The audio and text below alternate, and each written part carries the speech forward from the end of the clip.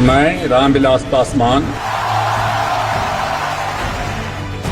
5 जुलाई 1946 को खगड़िया जिले के शहर बन्नी में जन्मे सामाजिक न्याय के सच्चे सिपाही रामविलास पासवान जी ने अपनी प्रारंभिक शिक्षा गांव में ही पूरी की और इसके बाद पटना विश्वविद्यालय से MA और LLB की डिग्री हासिल की।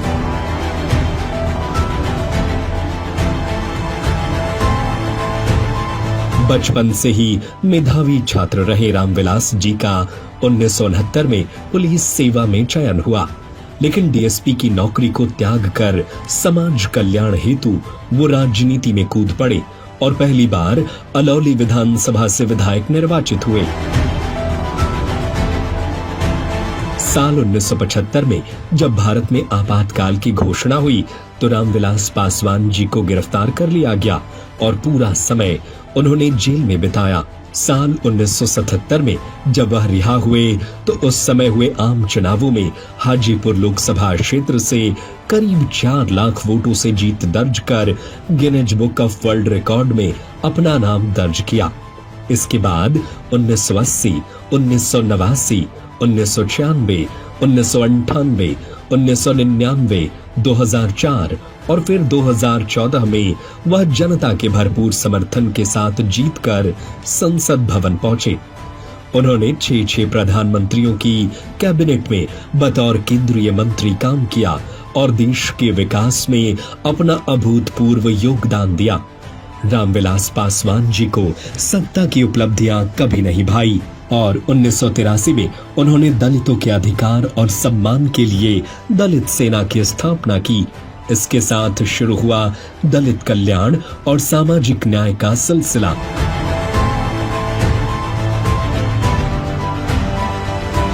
केंद्रीय श्रम एवं कल्याण मंत्री के रूप में उन्होंने मजदूरों के सामाजिक आर्थिक कल्याण पर ध्यान दिया और न्यूनतम मजदूरी, सामाजिक सुरक्षा एवं मजदूर शोषण विरोधी उपायों को प्राथमिकता दी। साल 1990 में सामाजिक और शैक्षणिक रूप से पिछड़े वर्ग के कल्याण हेतु मंडल आयोग की रिपोर्ट लागू करने और सरकारी नौकरियों तथा शिक्षण संस्थानों में पिछड़े वर्गों के लिए आरक्षण लाने में रामविलास पासवान जी का बड़ा योगदान रहा। वह समाज के हर वर्ग के गरीब लोगों को आरक्षण दिलाने में सबसे बड़े पक्षधर थे और इसके प्रति काफी मुखर थे। 2019 में वो अपने प्रयासों में सफल हुए और NDA सरकार द्वारा आर्थिक रूप से कमजोर वर्ग यानी EWS के लिए आरक्षण लागू किया गया।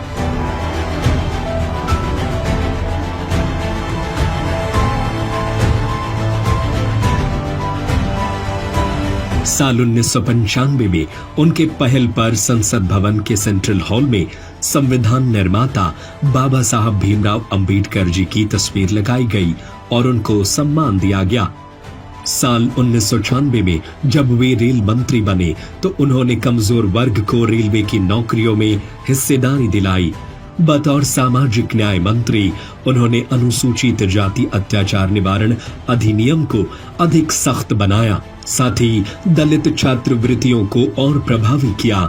वे लगातार प्राइवेट सेक्टर में भी कमजोर पिछड़े की हिस्सेदारी के लिए आरक्षण के पक्षधर रहे और संघर्ष करते रहे। केंद्रीय दूरसंचार मंत्री के रूप में उनका भारतीय टेलीकॉम क्षेत्र के विकास में अभूतपूर्व योगदान रहा। दूरसंचार क्षेत्र का उदारीकरण करके वो मोबाइल, टेलीफोन और इंटरनेट सेवाओं के क्रांतिकारी विस्तार के नायक बने। भारत के ग्रामीण इलाकों में भी इंटरनेट और दूरसंचार सेवाओं की शुरुआत श्रद्धेय रामविलास पासवान जी की देन है। डाकघर, रेलगाड़ी, इन सब जगहों के आधुनिकीकरण, यहाँ टेलीफोन और इंटरनेट जैसी सेवाओं को शुरू करने में उनका बड़ा योगदान है। इसके बाद जब उन्हें लगा कि पिछड़ों और कमजोर वर्ग के हक की आवाज को और अधिक प्रमुखता एवं मजबूती से उठाने की जरूरत है तो साल 2000 में उन्होंने लोक जनशक्ति पार्टी बनाई ताकि सबकी बात सत्ता के केंद्र तक पहुंच सके। LJP ने पंचायत से लेकर संसद तक पिछड़ों के नेतृत्व को बढ़ावा दिया। साल 2016 में दलित चेतना यात्रा के दौरान राष्ट्रीय स्तर पर दलित समुदाय को अपने अधिकार के लिए जागृत किया। साथ ही न्यायपालिका और प्राइवेट सेक्टर में आरक्षण के लिए सामाजिक न्याय कैंप का आयोजन किया।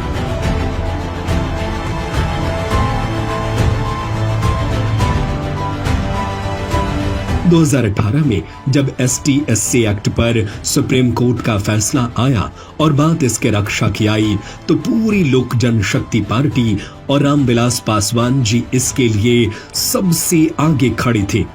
इसके लिए राष्ट्रीय स्तर पर आंदोलन किया। रामविलास पासवान जी ने आरक्षण के साथ SC/ST एक्ट को भी संविधान की 9वीं अनुसूची में शामिल किए जाने की वकालत की।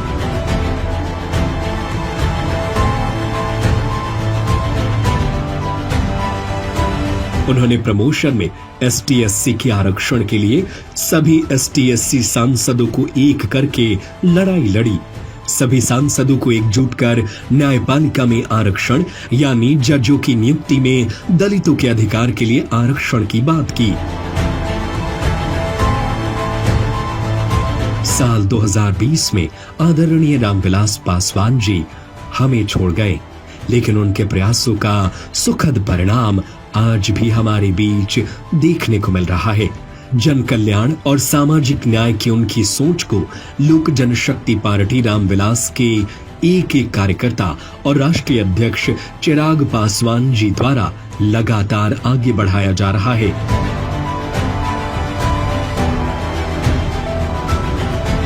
आज 5 जुलाई को उनकी